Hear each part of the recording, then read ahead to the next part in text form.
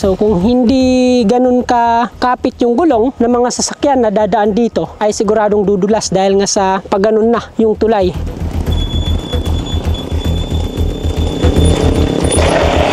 Ay!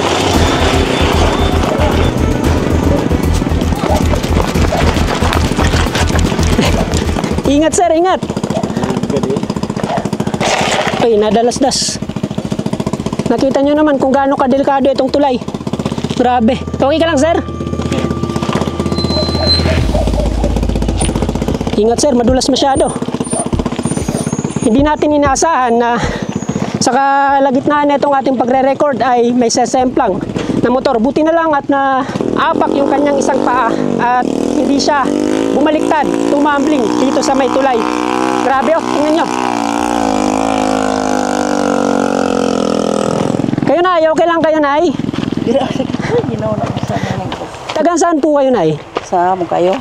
Tapos saan kayo papunta ngayon? Sa Aslong. Mayaon. Araw-araw po ba kayong tumatawid dito? Madomingo lang. Hindi ba kayo natatakot pagtawid dito? Okay. Sige na, ingat po kayo. Kinabahan ako doon.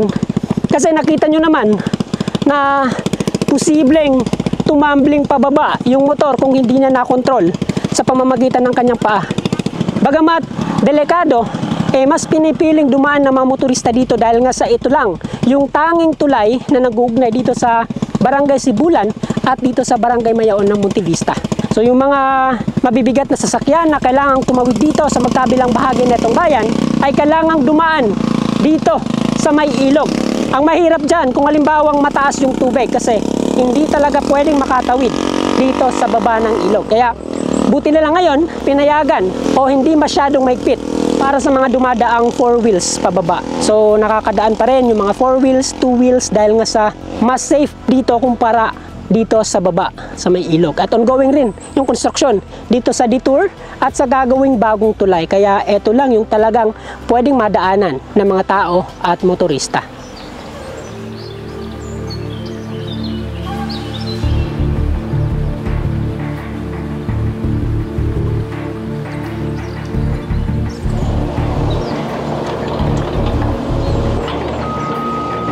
Nandito po pala tayo ngayon sa bahaging ito ng Montevista, Davao de Oro kung saan makikita itong Mayaon Bridge. So pinuntahan po natin itong tulay dahil nga sa nitong mga nakaraang buwan ay nag-viral ito dahil nga sa hindi na gaanong maganda yung kalagayan na itong tulay.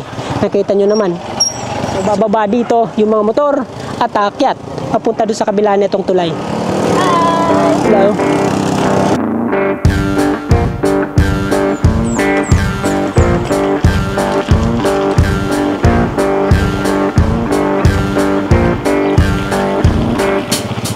Bukod sa magkabilang mga detour dito sa ilalim ay gumagawa na rin ngayon ng panibagong tulay na papalit dito sa nasirang Mayaon Bridge.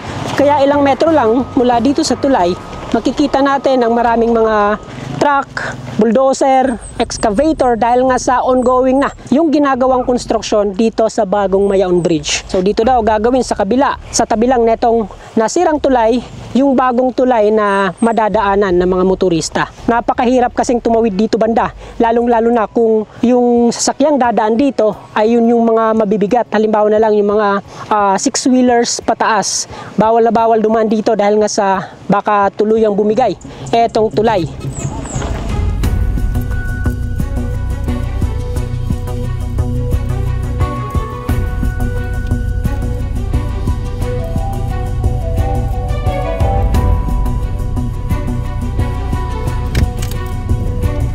Sa mga nagtatanong ano nga ba yung nangyari dito sa tulay, bakit nasira at naging ganito yung itsura nito. So ayon sa mga napagtanungan natin, etong tulay daw ay nasira nung kasagsagan ng baha.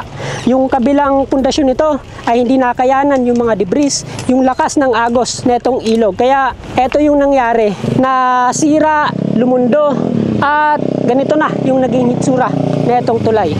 So Bagamat delikado ng tumawid dito, pinipilit pa rin ng mga motorista na makadaan dito sa tulay dahil nga sa eto lang, yung tanging daanan papunta dito sa Barangay Mayaon na itong Montevista. Nakita nyo naman dito, minuto may dumadaang mga motorsiklo, mga four wheels dahil nga sa ito, yung isa sa pinakabalang kalsada dito sa taas ng kabundukan ng Montevista.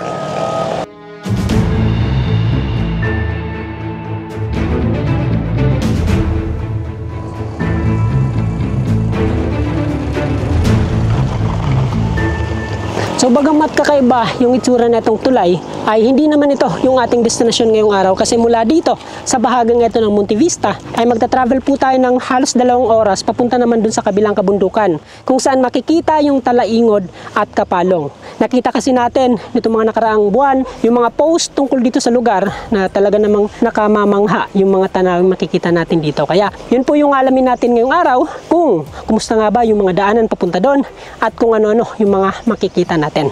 So medyo malayo yung pinagparkingan natin andun dahil nga sa hindi safe magpark dito banda.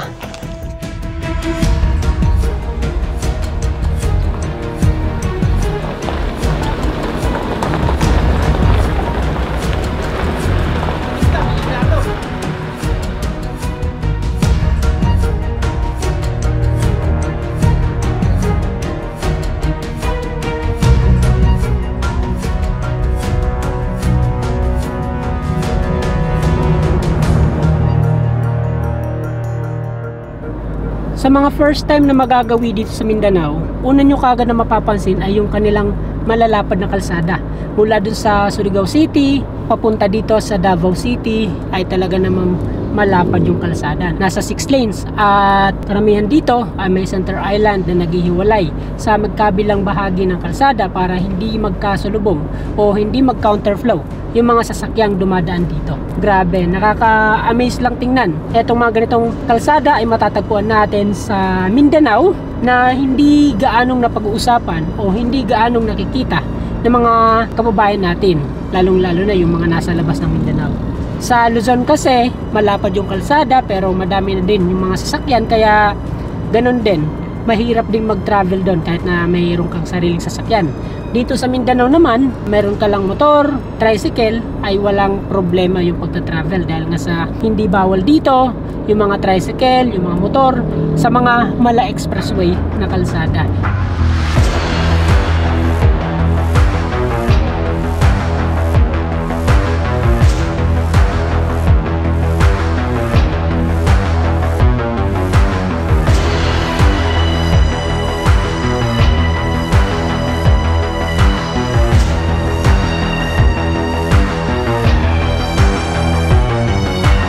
Matapos lamang ang halos 1 oras sa travel mula dun sa Montevista ay narating na rin po natin itong Tagum City.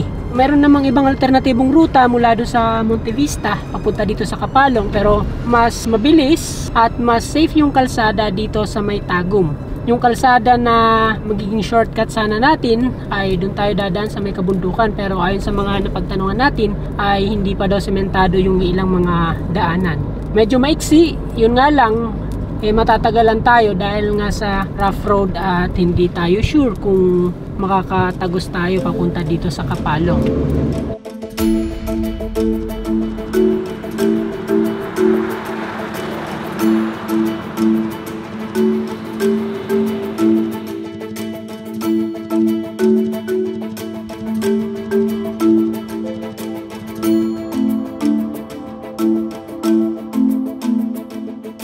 Sa tinagal-tagal kong nag-explore dito sa Mindanao, ngayon ko lang nalaman na ganito pala kaganda dito sa Talaingod.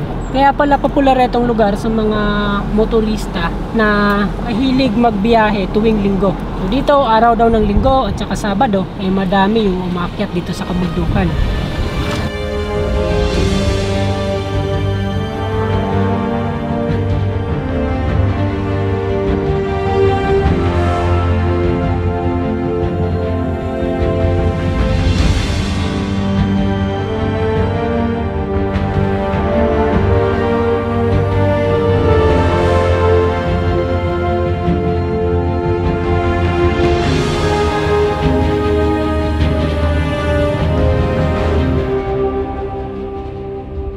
Matapos ang mahigit sa 2 oras sa travel mula doon sa bayan ng Monte Vista, narating na rin po natin itong bahaging ito ng Davao del Norte kung saan makikita.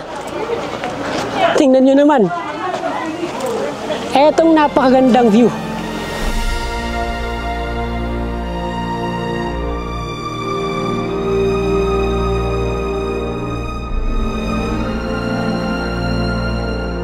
Mula doon sa baba netong Talaingod hanggang dito ay ganitong tanawin yung ating makikita. Eto mga kabundukan na walang gaanong nagtataasang puno at hanggang doon sa kabila na bahagi na ng Bukidnon ay ganitong tanawin din yung matatanaw natin.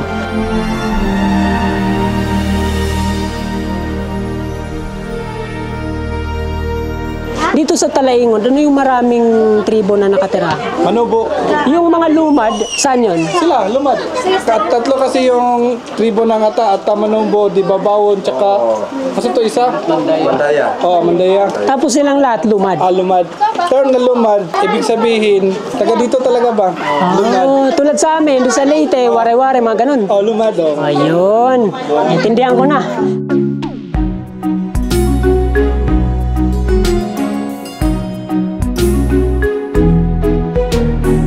Napansin ko, sir, marami yung bahay dito sa taas ng kabundukan.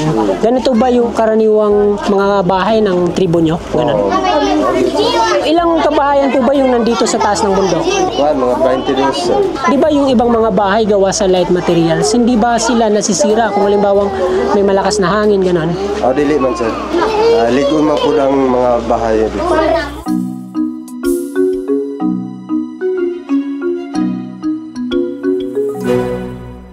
First time kong nakapunta dito sa bahaging ito ng Mindanao at talaga namang napahanga ko sa mga tanawing nakikita natin. Yung mga ganitong bundok, parang nakita na natin to sa Impasugong, Bukidnon. At dahil nga sa malapit na to sa Bukidnon, kaya kung ano yung makikita natin sa probinsya ng Bukidnon, ay ganito na din yung makikita natin dito sa Davao del Norte. Grabe ngayong araw, 2 probinsya no yung na-explore natin, yung Davao de Oro at etong Davao del Norte. At maya-maya, subukan po namin tumawid dito sa Bukidnon kasi base sa mga nakausap natin ay ilang oras na lang mararating na natin yung San Fernando, Valencia at Malaybalay, Bukidnon. Yung mga 3 lugar na yon na talaga namang dinarayo dito sa Bukidnon.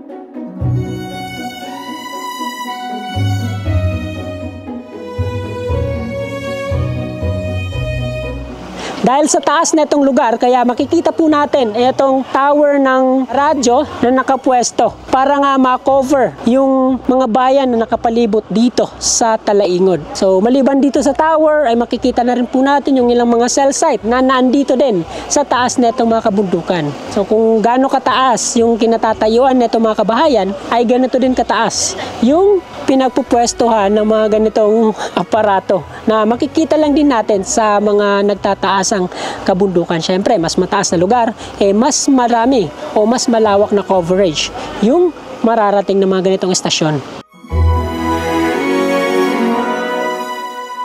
Dito nga pala, napansin natin na marami yung mga tulugan, kainan na makikita lang dito sa gilid ng kalsada. Tulad doon, at dito sa unahan natin.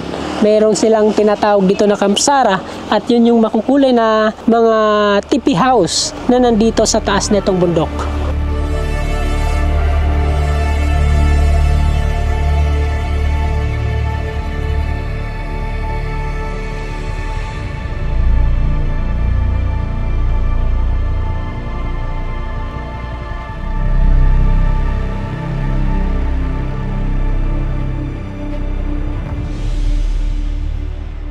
Mag-aalas 2 na po ng hapon pero ramdam po natin dito yung lamig ng hangin.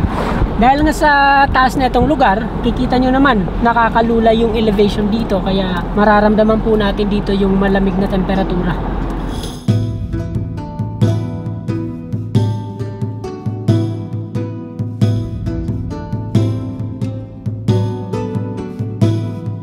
Ilang kilometro lang mula doon sa tuktok na itong kabundukan kung saan makikita yung mga bahay, matatanaw naman po natin, itong talaga namang nakakalulang tanawin. Tingnan nyo dito. Wow!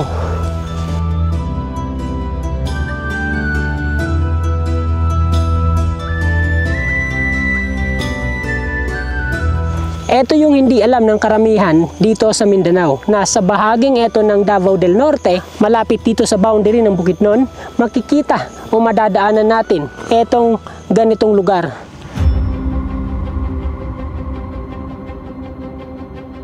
Etong kalsada na madadaanan hanggang doon sa Bukidnon ay maganda na.